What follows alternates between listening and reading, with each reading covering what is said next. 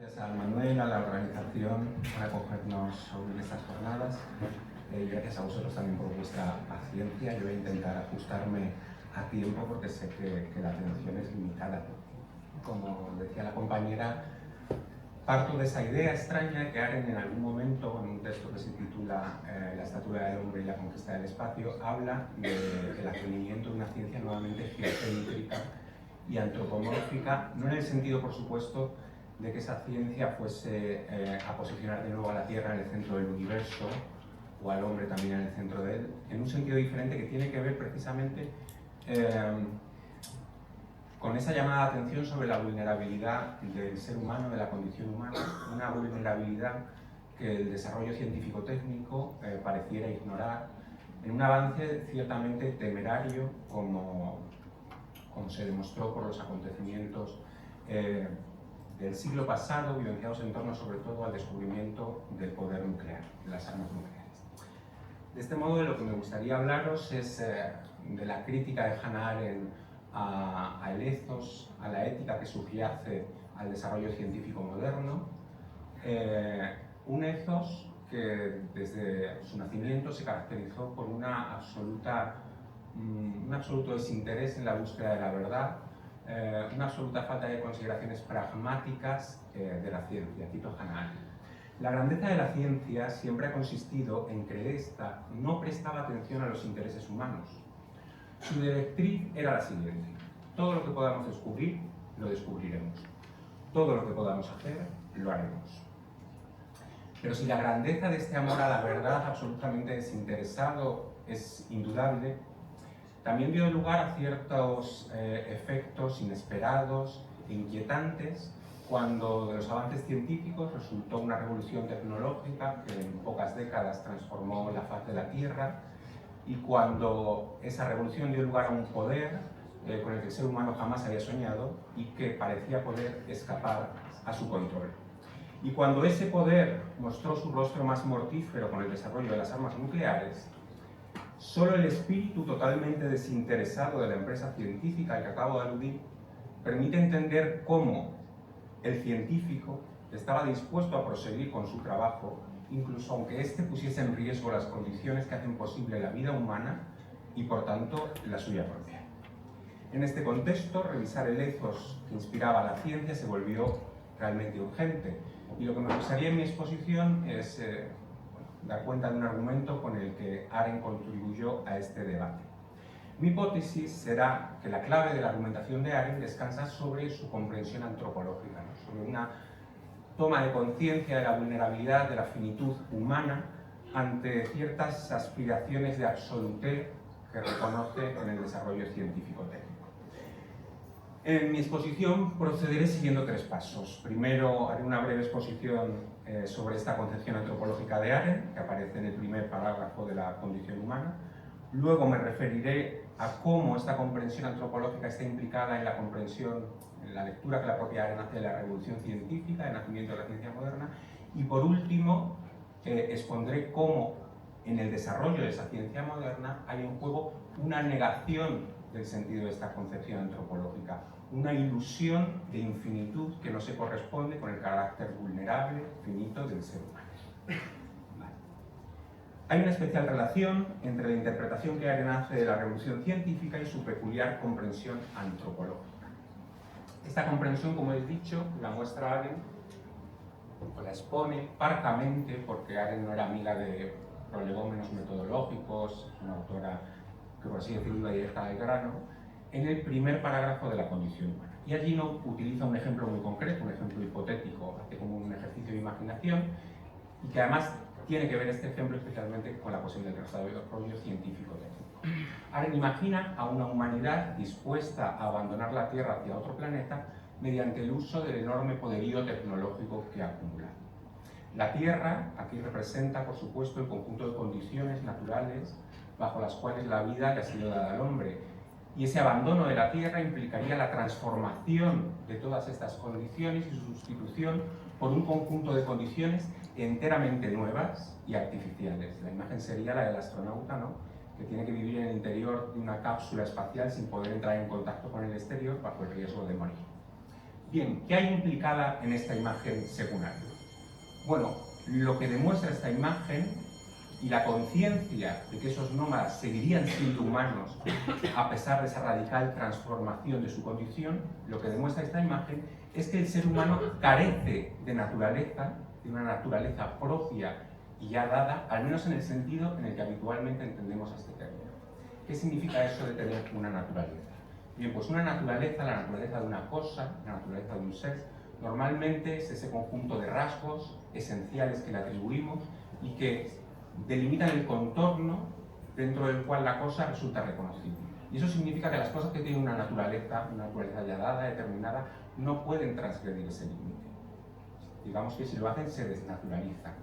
El ejemplo al que alude Aren demuestra que el ser humano carece en este sentido de una naturaleza ya dada.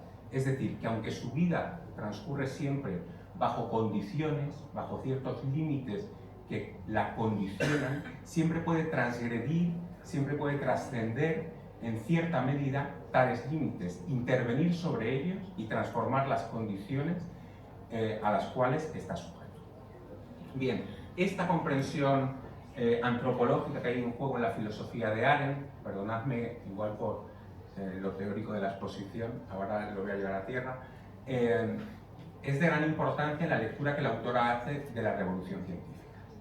La autora, Aren, reconoce el nacimiento de la ciencia moderna en una experiencia muy concreta, en un acontecimiento singular.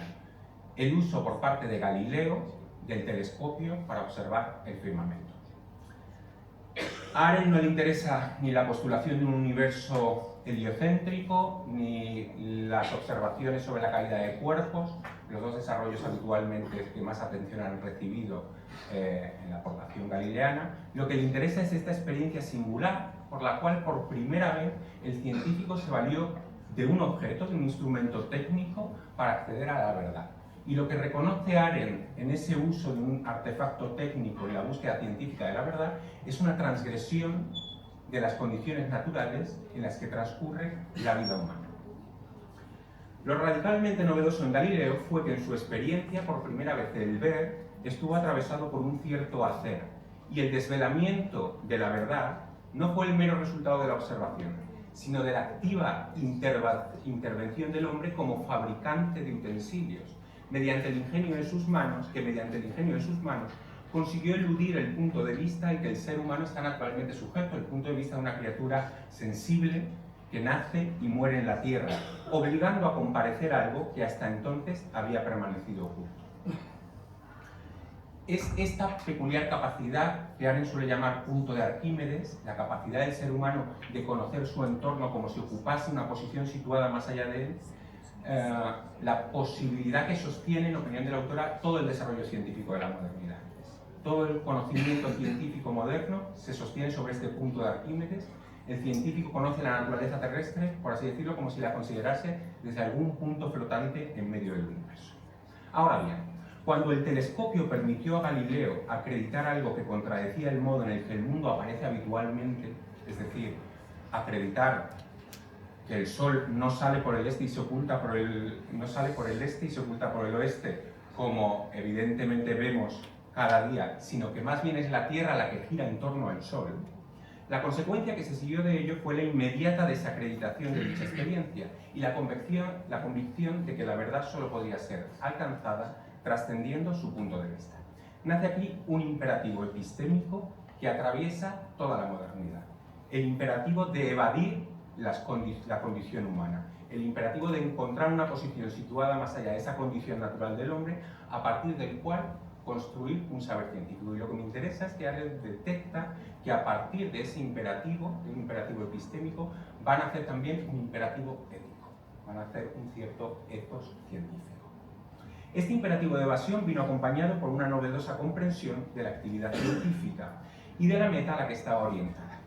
Cuando tras la experiencia de Galileo el científico comenzó a entender lo que habitualmente aparece, el mundo como habitualmente lo vemos, como algo ilusorio,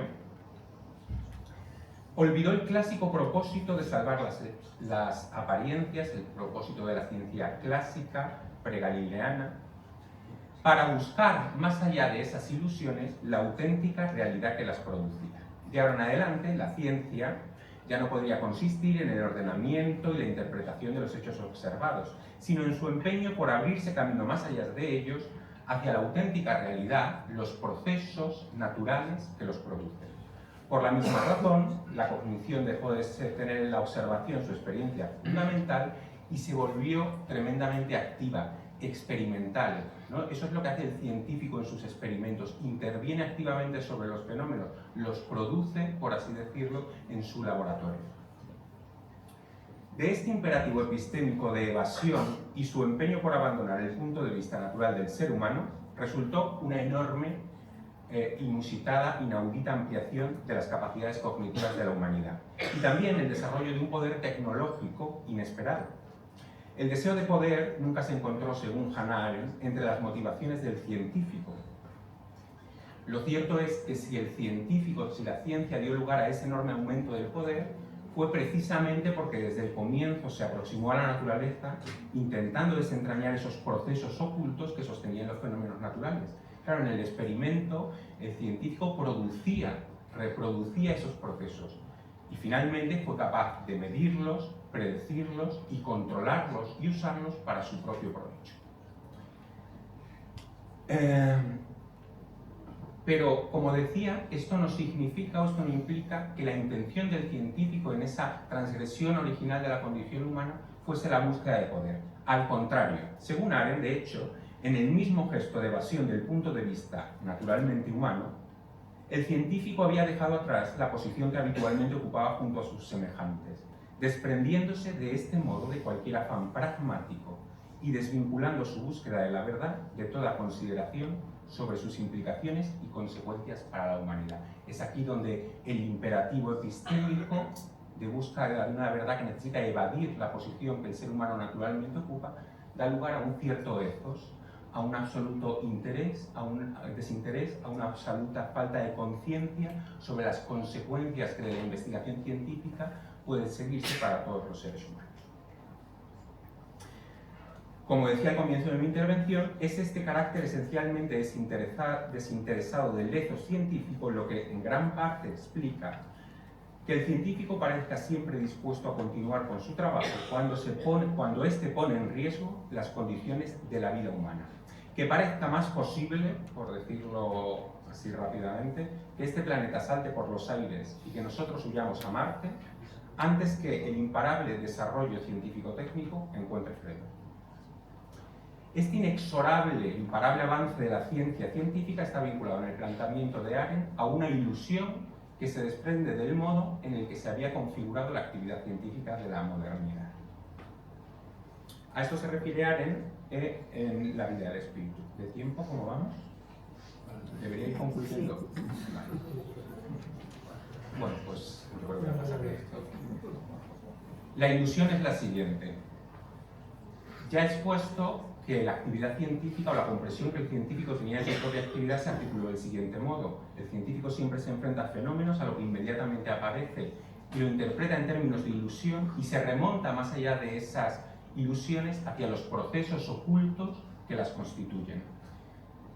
Y esta interpretación tiene algo de falaz, de círculo vicioso, porque claro, esos procesos únicamente pueden ser descubiertos, únicamente pueden ser acreditados y conocidos mediante nuevas evidencias, tras las que a su vez se presupone que han de esconderse de nuevo procesos que a su vez deben ser sacados a la luz. En este sentido, la propia lógica que articula la investigación científica de la modernidad lleva en sí misma ya el germen de su propia ilimitación. Es este carácter ilimitado lo que, según Arendt, dio lugar, tras la revolución científica, a una enorme avalancha de descubrimientos, ¿no? A la experiencia de un continuado avance en el conocimiento científico, en el cual un descubrimiento sustituía siempre a otro anterior, si bien bajo el supuesto de que otro descubrimiento posterior vendría a sustituir a este. Es decir, lo que opera aquí es una transformación en la comprensión moderna de la verdad, por la cual nos hemos acostumbrado a asumir que la verdad científica, la verdad que conoce el científico, es provisional, ¿no? Nos hemos acostumbrado a aceptar que en cualquier momento una nueva teoría científica vendrá a sustituir a las teorías que a día de hoy sustentamos. Y en esta comprensión asumimos también que la verdad considerada en sí misma es inalcanzable, que espera esa verdad considerada en sí misma como un horizonte que moviliza todos los esfuerzos científicos.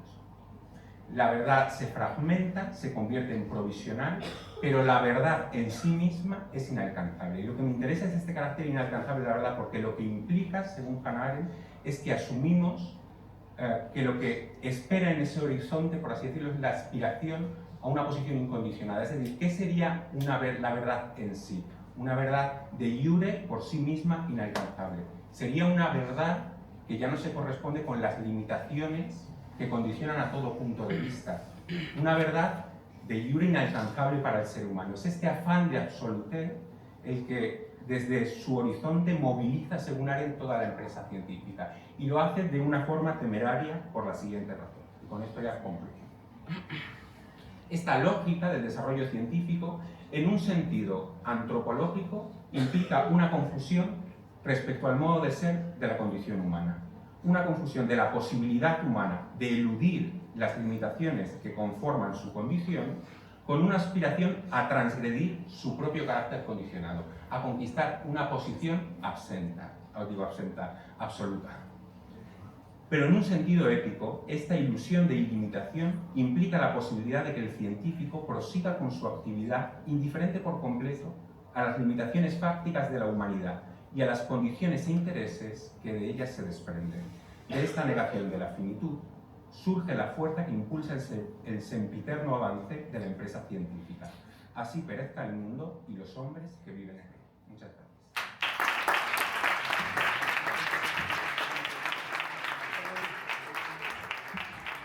Damos tiempo a las preguntas que queráis hacer.